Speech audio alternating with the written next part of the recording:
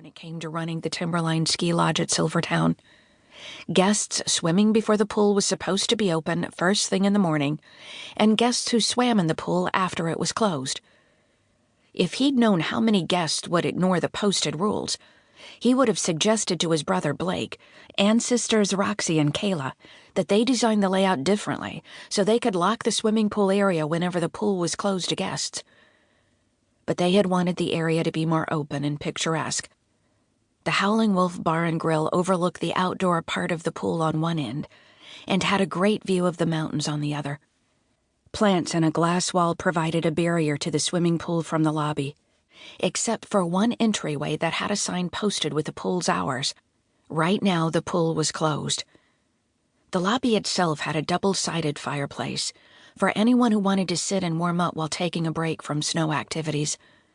Large leather chairs and couches, warm honey oak paneled walls, and marble floors with tapestry throw rugs adorned the lobby, not to mention a 10-foot Christmas tree that was decorated for the season.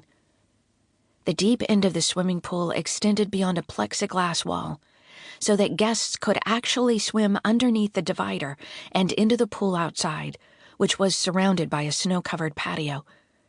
Landon loved swimming outside while it was snowing, the flakes falling on him in the heated pool water.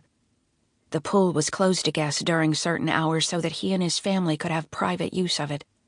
They posted signs that said, "Private party only, pool closed." So the day after Thanksgiving, when Roxy told Landon someone was splashing in the pool before the night shift staff came in, just after he had thrown on his board shorts to swim a few laps, his nightly routine, he was feeling like a growly wolf, ready to bounce the rule breaker out on his ass in the snow. Roxy reminded him, "Remember, the swimmer is a paying guest." Then she frowned at him. "Maybe I should handle it."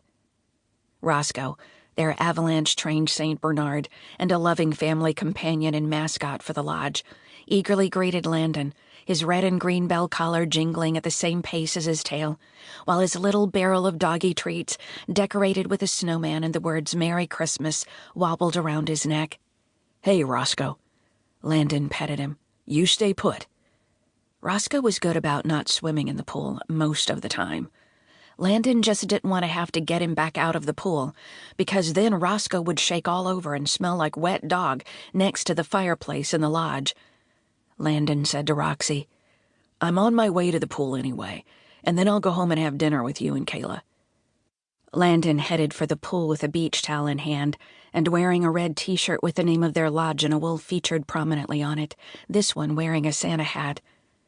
They didn't sell the t-shirts, sweaters, or sweatshirts in their gift shop, though several guests had asked if they could buy them. Instead, the owners and employees wore the special gear so everyone would know who was on staff if they needed help. Kayla was a marketing genius when it came to thinking up fun ideas to promote the lodge and the bar and grill. In this case, wearing the t-shirt would help to show Landon had the authority to tell a rule breaker to get out of the pool. He knew he shouldn't get so steamed about it, but it was ingrained in him to live by the rules. His former girlfriend had been just the opposite. For her, rules were meant to be broken. Nothing really bad, just stuff like this. As wolves, they really didn't want to have to do any jail time. Not that royals, shifters who had wolf roots so far back that they could change at will, would be compelled to shift with the full moon like the others. But any wolf could get aggravated enough with being locked in a cage and dealing with a prison population and guards to go off the deep end and want to shift. Christmas music played overhead. "I'm Dreaming of a White Christmas," which was totally appropriate as the ski lodge and ski resort had record snowfall this winter. The Wolf family had knocked themselves out decorating the whole lodge and bar and grill for Christmas, since the sisters were here too this year. Now that Blake had a mate, Nicole, she and her brother Nate Grayson had also helped. Even the siblings' parents had a blast helping to decorate the fireplace mantels, the check-in counter, and the gift shop, a new addition. It was truly a family affair between the Wolves and the Graysons, who were now part of their extended family. Landon finally made it to the pool and frowned at the woman swimming in it. From the moment Roxy had mentioned the guest swimming in the pool, Landon had thought it would be a man. For a second, he thought his ex was here, causing trouble for him.